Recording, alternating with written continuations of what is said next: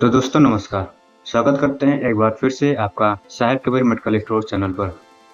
तो दोस्तों आज हम जानेंगे एक बहुत ही पॉपुलर दवाई की, जो कि सभी डॉक्टरों द्वारा पसंद की जाने वाली है। क्या सभी लोग उसको पसंद करते हैं और जानेंगे इसका फार्माकोलॉजिकल एक्शन क्या है, यूज़ क्या है, किन-किन नामों से मिल जाती है, ब्रांड नेम जानेंगे, ठीक है? और यूज़, साइड इफ़ेक्ट भी सारी जानकारी के बारे में जानेंगे।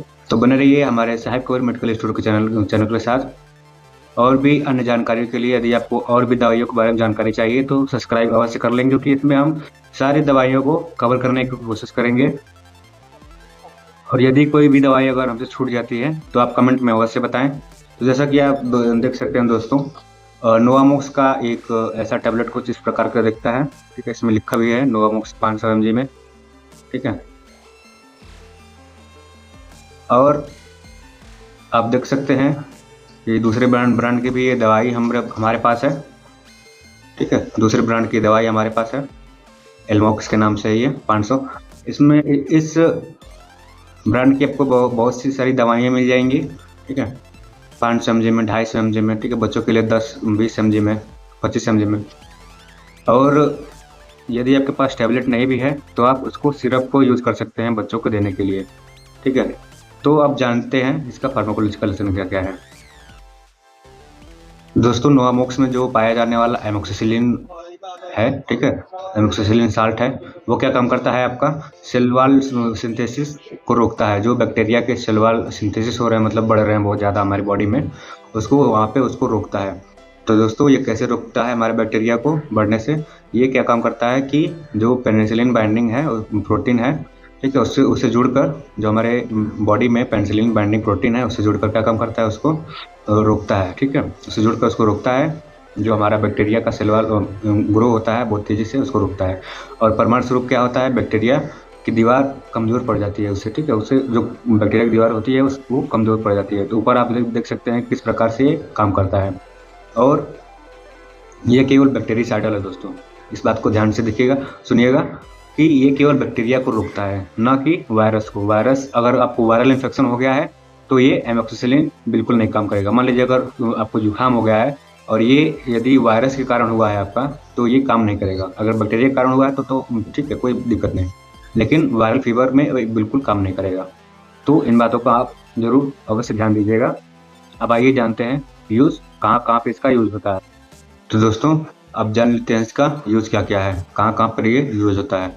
तो ये आपका बहुत सी जगहों पे यूज़ होता है, ठीक है? जैसे मान लीजिए निमोनिया हो गया, आपका ब्रोंकाइटिस इन्फेक्शन हो गया, या फिर सेंटिसियस हो गया, ये गले में खराश जैसे टाइप होता है, ठीक है, बुखार के कारण। और टॉन्सिटिल हो गया, ठीक है? जैसे मान लीजिए आपका बैक्टीरिया के कारण ये सब बीमारी होती है, तो ये इसमें भी यूज़ होता है। और आपका मूत्रमार्ग में जो संक्रमण होता है, ठीक है? जैसे मान लीजिए पेशाब में जलन हो, ठीक है? यूटीआई इन्फेक्शन इसको कहते हैं, इसमें भी ये यूज़ होता है। और ये जो त्वचा, जो सॉफ्ट टिश्यू है, उसका इन्फेक्शन जो होता है, ठीक है? त्वचा के अंदर जो संक्रमण होता है, इसको सिस्टिसिस और फेनोल्फिटिस के नाम से भी जाना जाता है। ये हमारे त्वचा में जो भी सॉफ्ट टिश्यू है, संक्रमण, ये इनके नाम है। अगर आपके त्वचा में इस टाइप का अगर कोई संक्रमण हो तो ये इसमें यूज़ होता है। और जैसे कि फीवर में भी ये असरदार है, मतलब जैसे बहुत कम मामलों में ये फीवर में आपका असरदार होता है। जैसे मान लीजिए टाइफाइड आपका फर्स्ट स्टेज अगर है, ठीक है, शुरुआती अगर स्टेज है, तो ये इसमें यूज़ हो सकता है, इसको आप ले सकते हैं। और डेंटल इन्फेक्शन, जैसे दांतों में आपका दर्द हो गया, ठीक है, कोई बैक्टीरिया के कारण कोई समस्या हो रहा है आपको दांतों में, ठीक है, बहुत से लोगों के साथ होता है, तो ये इसमें भी यूज़ होता है। और कहाँ यूज़ होता है, तो ये एच pylori इन्फेक्शन में भी यूज़ होता है। अब आइए जान लेते हैं दोस्तों कि इसका साइड इफेक्ट क्या क्या है और डोज किसको कितना देना चाहिए। तो दोस्तों डॉक्टर की सलाह के अनुसार, ठीक है, एडल्ट को मान लीजिए 250 mg 500 mg हम दे सकते हैं, एक दिन में 2 बार दे सकते हैं, 8 घंटे के उपरांत में हम इसको दे सकते हैं। और चिल्ड्रन को क्या करना है, आपको वेट के अनुसार 10 से 20 mg में आप दे सकते हैं उसको। 10 से 20 mg भी आता है एमोक्सिसिलिन करके, तो उसको भी आप दे सकते हैं। यदि आपके पास नहीं है, ठीक है, मान लीजिए डॉक्टर अगर आपको सलाह देता है कि इसको आप टैबलेट ना दें, सिरप दें, तो उसको आप सिरप भी दे सकते हैं। जैसे कि मान लीजिए आपको यहाँ पर दिखा सकते हैं हम, कुछ इस प्रकार का सिरप आता है, ठीक है, ये ड्राई सिरप है, बच्चों का। इसमें क्या होता है आपका, ये पाउडर टाइप होता है इसमें, ठीक है। इस शीशे में ये पाउडर टाइप होता है और ये क्या होता है, इसमें पानी होता है, ठीक है। ये आप देख सकते हैं, इसमें पानी होता है और ये पाउडर होता है। तो ये पानी को उसमें मिलाकर और बच्चों को भी इसमें आप दे सकते हैं। यदि बच्चे को फीवर है, चाहे किसी भी प्रकार की बीमारी है, तो इसमें भी आप बच्चों को दे सकते हैं।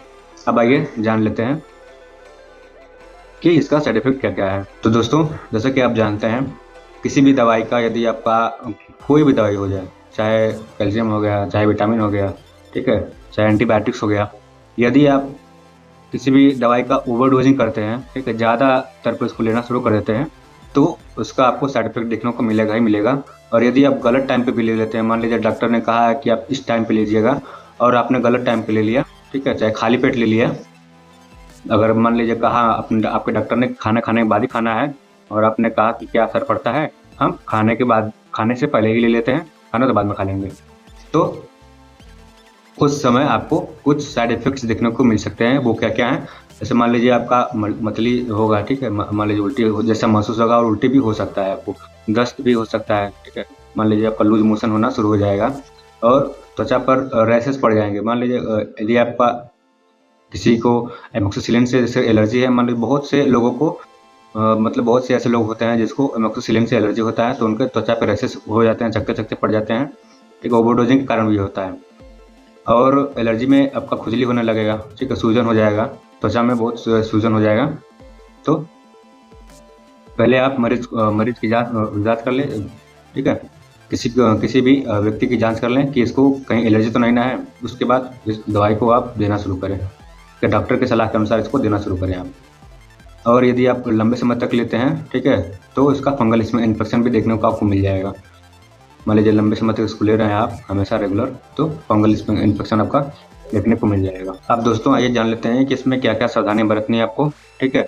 मान लीजिए किसी को आपका पेनिसिलिन से एलर्जी है, ठीक है, या फिर आप हमने पहले कहा था ना एमोक्सिसिलिन से, पेनिसिलिन से एलर्जी उसको है, तो उन लोग को नहीं देना है आपको।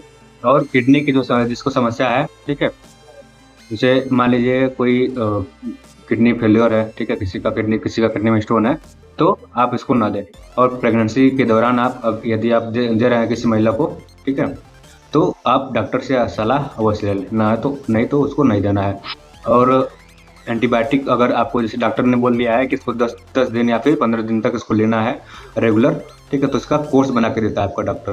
तो इसको कोर्स को आपको बीच में बिल्कुल नहीं छोड़ना है। अगर आपको अपने कोर्स को बीच में छोड़ दिया तो उसका कोई असर नहीं पड़ेगा, उल्टा उसका आपको एलर्जिक रिएक्शन देखने को मिल जाएगा, ठीक है। आइए आप जान लेते हैं दोस्तों कि इसका ब्रांड नेम क्या है। तो दोस्तों जैसा कि आप जानते हैं कि ये मार्केट में बहुत से नामों से मिलता है। जैसे हमारे पास अभी तो कैप्सूल था नोवामॉक्स और एलमॉक्स के नाम से, ठीक है, वो तो मिलेगा ही मिलेगा। और भी नाम हो गए, जैसे मॉक्स हो गया, ठीक है, मेट्रो मॉक्स टेक हो गया, ठीक है, और बिनमॉक्स हो गया। ये बहुत से सारे नामों से आपको देखने को मिल जाएगा मार्केट में। तो आप मार्केट में किसी भी मेडिकल से ये परचेज कर सकते हैं, आपको आसानी से मिल जाएगा। लेकिन यदि आपको डॉक्टर कहे तभी लेना है, अपने मन से किसी भी एंटीबायोटिक को दवा को आप बिल्कुल भी ना लें। और यदि आप डॉक्टर की सलाह के बिना ले रहे हैं तो आपको साइड इफेक्ट देखने को अवश्य मिलेगा, ठीक है, तो उसको आप परेशान हो जाएंगे। इसीलिए हम ये सलाह देते हैं कि किसी भी दवाई को लेने से पहले आप अपने डॉक्टर से जांच अवश्य करा लें। जो भी आपको दवाई के बारे में जानकारी दी जा रही है, ये आपके नॉलेज को बूस्ट करने के लिए है। जैसे मान लीजिए फार्मेसी स्टूडेंट हो गए, ठीक है, उनको नॉलेज को बूस्ट करने में ये हेल्प करती है। कोई तैयारी कर रहा है तो उसके लिए भी ये बहुत ही फायदेमंद है। तो इसलिए हमारा चैनल आप अवश्य सब्सक्राइब कर लीजिए। इस तरीके की आपको नॉलेज मिलती रहेगी सभी दवाइयों के बारे में, इसका फार्माकोलॉजिकल एक्शन, ब्रांड नेम, सभी जानकारी आपको हमारी चैनल पर मिलेगा। तो आपका कंक्लूजन ये है कि आप किसी भी प्रकार की दवाई को लेने से पहले अपने डॉक्टर से अवश्य पूछ लें, ठीक है। और यदि आपको लगे कि हमको इनमें से कोई भी समस्या हो रहा है, जो भी साइड इफेक्ट बताए हमने, तो आप अपने नज़दीकी डॉक्टर को अवश्य दिखाएं, ठीक है, और उनसे सलाह अवश्य लें। तो कैसी लगी आपको वीडियो? अगर अच्छी लगी हो, अगर आपने लास्ट तक इसको देखा हो, तो आपका बहुत बहुत धन्यवाद। ये और भी कई जानकारी से जुड़ने के लिए आप हमारे चैनल को सब्सक्राइब अवश्य करिएगा। स्वस्थ रहें, मस्त रहें, धन्यवाद।